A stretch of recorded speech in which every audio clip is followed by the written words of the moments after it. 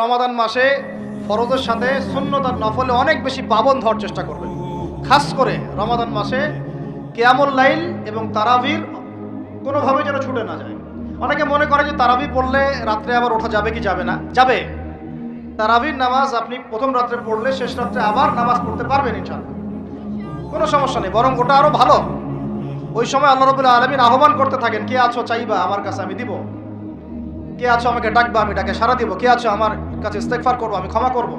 প্রথম রাত্রেও তারাবি পড়বেন ইনশাআল্লাহ, শেষ রাত্রেও চেষ্টা করবেন অন্তত 2-4-6 রাকাত হলেও নামাজ পড়া। আল্লাহ পাক তৌফিক দান করুন। তো তারাবি নিয়ে অনেক কথা এখানে শোনা যাবে গানে বামে। আর আমাদের তো ইস্যু পাগল জাতি, মাশাআল্লাহ। আমরা কি পাগল জাতি? ইস্যু পাগল। ওই ফিলিস্তিন ইস্যু এখন নাই, শেষ। তারপরে যে ট্রান্সজেন্ডার কনকেস শেষ। তারপরে শরীফা ঠান্ডা, শিক্ষানীতি ঠান্ডা। এখন ওই যে অনলাইনে ঢুকলেই দেখতেছেন ওই চলতেছে আর কি। হ্যাঁ, 8 টাকা 20 টাকাতে আসবে সামনে, এখনো লঞ্চ করেনি ওরা। কিছু শোনেন, এগুলো বাস্তব অভিজ্ঞতার আলোকে বলছি। কিছু কিছু মানুষকে আমাদের সমাজে ছেড়ে দেওয়া হয়েছে যাতে এরা মুসলমানদেরকে আপোষের গন্ডগোলের মধ্যে ব্যস্ত রাখে। ছেড়ে দেওয়া হয়েছে, এরা পেইড, এদেরকে পেট্রোনাইজ করা হয়, এদের এজেন্ডাই এটা। এরা আপনাকে আমাকে লাগাই দিবে, আমাদেরকে মূল ওই শেকড় থেকে সরাই দিবে, দিয়ে ডালপালায় ব্যস্ত করে রাখবে। এবং এইগুলোতে পিছনে কাজ করতেছে কিছু দাড়ি টুপিওয়ালা মানুষ। কিছু দাড়ি টুপিওয়ালা মানুষেরও এভাবে ওদেরকে কিনে ফেলা হয়েছে যে তোমাদের কাজই হচ্ছে মুসলমানদের মাঝখানে খালি লাগাই দিবা। দেখেন, একটা অন্যতম মানে মেজর একটা ইস্যু কাদিয়ানি ইস্যু, একদম চুপ, কোনো কথা নাই। একটা মেজর একটা ইস্যু হচ্ছে ইসাই মুসলিম ইস্যু। সারা বাংলাদেশে ইসাই মুসলিম বানাচ্ছে মানুষকে, একদম চুপ, কোনো কথা নাই। একটা মেজর একটা ইস্যু ফিলিস্তিন ইস্যু, একেবারে মুখে কুলুপ, কোনো কথা নাই। একটা মেজর একটা ইস্যু ট্রান্সজেন্ডার এবং সমকামিতা, এবং এই যে একটা কি বলবো বিতর্কিত শিক্ষানীতি, একদম চুপ, কোনো কথা নাই, কোনো কথা নাই, চুপ। সুদভিত্তিক অর্থনৈতিক সিস্টেম, একদম গোড়ার একটা সমস্যা, একটা কথা নাই। পুরো ভূরাজনৈতিক প্রেক্ষাপটে মুসলমানদের আজকে মেরে কেটে কচু কাটা করে ফেলছে, একদম চুপ, কোনো কথা নাই। পরে থাকবে আমিন জোরে আর আমার আস্তে। তো হাত কোথায় বাদস, নিচে না উপরে, রফলি দেন করস না পায়ে পা লাগাস না। তো জন্য আমাদের একজন বরেণ্য আলেম আছেন, তরুণ ভাই আমাদের, মাশাআল্লাহ। আমরা দোয়া করি আল্লাহ পাক ভাইয়ের নেখায়াত আল্লাহ পাক বরকত দান করেন, লম্বা নেখায়াত দারাজ করেন, সুস্থ রাখেন। ও ভাই বলছে, ভাই আমি তো, এরা তো তর্ক করে আমিন জোরে বলবো না আস্তে বলবো। আমি তো বলি আমি আমিন বলিই না। দেখি আমি যদি আমিন না বলি আমার নামাজটাকে কেউ ভুল প্রমাণ করে দেখান, আমার নামাজ বাতিল প্রমাণ করে দেখান। আমি আমিন বলিই নাই। আপনি মারামারি করতেছেন জোরে না আসতে, এটা নিয়ে আমি বলিই নাই। আমার নামাজটাকে বাতিল প্রমাণ করে দেখান ফিকহের উসুল থেকে। পারবেন? কিয়ামত পর্যন্ত পারবেন না, কিয়ামত পর্যন্ত পারবেন না। কারণ ওটা কোনো ফরজ কিছু ছিল না। নামাজ হয়ে গেছে, আমার নামাজ কি হয়েছে, হয়ে গেছে।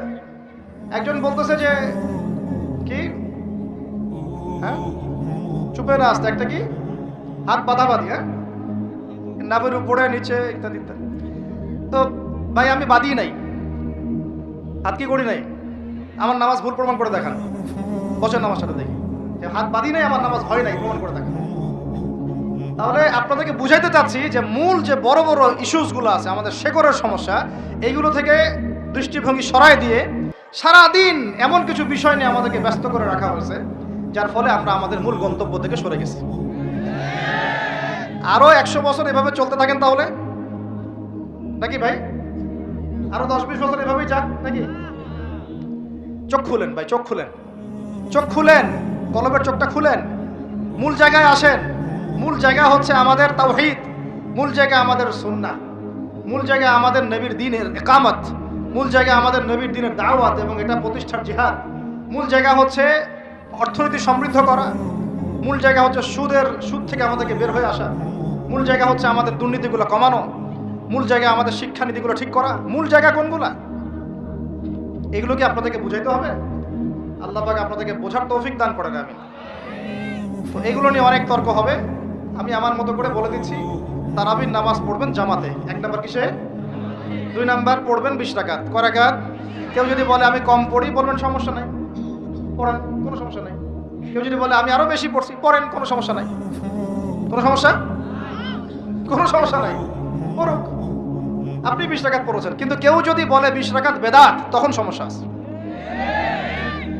কারণ উসমান রাদিয়াল্লাহু আনহু যদি 2 আযান দিতে পারেন, আমার দিতে কোনো আপত্তি নাই, আমার দিলে কোনো গুনাহ, আমি বেদাতি হব। যদি আমি বেদাতি হয়ে যাই, তাহলে উসমান রাদিয়াল্লাহু আনহুকেও বেদাতি বলতে হবে, নাউযুবিল্লাহ। এটাও বাংলাদেশের মানুষ বলেছে, নাউযুবিল্লাহ, আস্তাগফিরুল্লাহ। সাহাবীও বেদাত করছে, নাউযুবিল্লাহ। এগুলো থেকে দূরে থাকবেন, বুঝবেন, মুহাক্কিক আলেম চিন্তা হবে আপনাদেরকে। আর উমর ইবনে খাত্তাব যদি নিজে 20 রাকাত পড়ে থাকেন জামাতে, আমার পড়তে কোনো আপত্তি নাই। ব্যাস, আপনি যদি কম পড়েন কোনো সমস্যা নাই, পড়তে পারেন। আপনি যদি বলেন আমি আরো বেশি পড়ি, কোনো সমস্যা নাই, পড়তে পারেন। আরেকটা বিষয় করবেন, খতমে তারাবি, খতমে কোরআন করবেন। কি করবেন? কোরআনটা খতম করবেন। আল্লাহ রাব্বুল আলামিন এই 8টা কাজ করার তৌফিক দান করেন। আর 2টা বাড়ায় দিব, এটা তো হচ্ছে, আর 2টা বাড়ায় দিব। 9 নাম্বার, এটা হচ্ছে রমাদান মাসে, 8টা কি মনে আছে আপনাদের? আমি তো ভুলে যাচ্ছি, আমার সাথে বলেন তো। 1 নাম্বার কি বলছিলাম? তাকওয়া অবলম্বন করবো ইনশাআল্লাহ, ঠিক আছে ভাই? 2 নাম্বার কি বলছিলাম জানি? কোরআনের হক আদায় করা। 3 নাম্বার বেশি বেশি দোয়া করা। 4 নাম্বার কি বলেছিলাম? হ্যাঁ, যদি সম্ভব হয় বাইতুল্লাহ জিয়ারত, ওমরা করা। 5 নাম্বার বলেছিলাম বেশি বেশি মানুষকে ইফতার করা। 6 নাম্বার কি বলেছিলাম? যাকাতগুলো দিয়ে, সবগুলো ফরজের পাবন্ধ হয়, স্পেশালি যাকাতগুলো দিয়ে দেওয়া। 7 নাম্বার বলেছিলাম বেশি বেশি দান সদকা করা। 8 নাম্বারে কি বলেছিলাম? এই তারাবির সালাত এবং নফল আমলগুলো বাড়ানো। তারাবির সালাত পড়বেন, নফল আমল, সুন্নত আমল বাড়ায় দিবেন, আল্লাহ পাক তৌফিক দান করেন।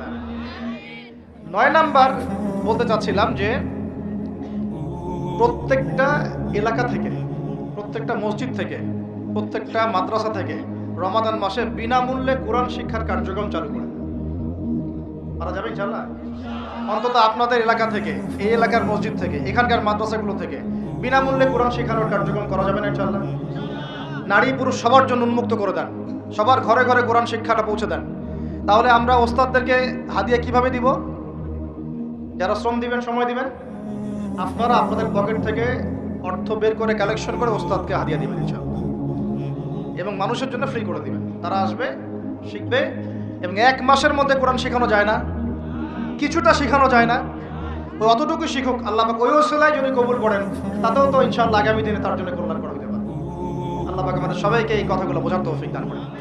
এবং 10 নাম্বার এবং সর্বশেষ কাজ হচ্ছে, রমাদান মাসে আমরা আমাদের বিগত জিন্দেগির যত গুনাহ, এগুলোর জন্য যেমন ইস্তেগফার করব, এবং সারা জীবন আল্লাহ পাকের সমস্ত কবিরা এবং কাবায়ের ফাওয়াহিশ এগুলো থেকে দূরে থাকবো, এই মর্মে একটা দৃঢ় প্রত্যয় আমরা ব্যক্ত করব। আগের গুনার জন্য তওবা করব, এবং আগামী পুরো জিন্দেগি যেন গুনাহমুক্ত জীবনযাপন করতে পারি, এই চেষ্টা আমরা অব্যাহত রাখবো ইনশাআল্লাহ। আল্লাহ রাব্বুল আলামিন এইভাবে রমাদানকে সাজানোর তৌফিক আমাদেরকে দান করেন। আমরা দোয়া করি আল্লাহ পাক যেন আমাদের সবাইকে রমাদানে সুস্থ রাখেন, নিরাপদে রাখেন, এবং সুস্থতার সাথে, নেক হায়াতের সাথে, উদ্দীপনার সাথে, উৎসাহের সাথে রমাদান মাসের এই শ্রমগুলো রাখার তৌফিক দান করেন। বেশি বেশি রমজান মাসে কোরআন তেলাওয়াত করার তৌফিক দান করেন, দান সাদাকা করার তৌফিক দান করেন, আমাদের মা বোনদেরকে খাস পর্দায় রাখার তৌফিক দান করেন, সমস্ত হারাম ছেড়ে দেওয়ার তৌফিক দান করেন, সমস্ত কবিরা গুনাহ ছেড়ে দেওয়ার তৌফিক দান করেন, ফরজগুলোকে মজবুতির সাথে ধরার তৌফিক দান করেন, সুন্নত এবং নফলের পাবন্ধ হওয়ার তৌফিক দান করেন, তারাবির সালাত এবং কিয়ামুল লাইল আদায় করার তৌফিক দান করেন, যদি সম্ভব হয় আল্লাহর ঘর জিয়ারতের তৌফিক দান করেন, এবং বিগত জিন্দেগির সমস্ত গুনাহ থেকে পবিত্র হয়ে একটা গুনাহমুক্ত জীবনযাপন করার দৃঢ় প্রত্যয় ব্যক্ত করার তৌফিক আল্লাহ পাক আমাদেরকে রমজান মাসে দান করেন। সর্বোপরি তাকওয়া অবলম্বন করার তৌফিক আল্লাহ রাব্বুল আলামিন আমাদের সবাইকে তৌফিক দান করে ধন্য করেন, আমিন। আকুলু কওলি হাযা আস্তাগফিরুল্লাহ লি ওয়া লাকুম ওয়া লিসাইরিল মুসলিমিন। বারাকাল্লাহু লানা ওয়া লাকুম বিল আয়াতিল হাকীম। ইন্নাহু তাআলা জাওয়াদুন কারীম রাউফুর রহিম।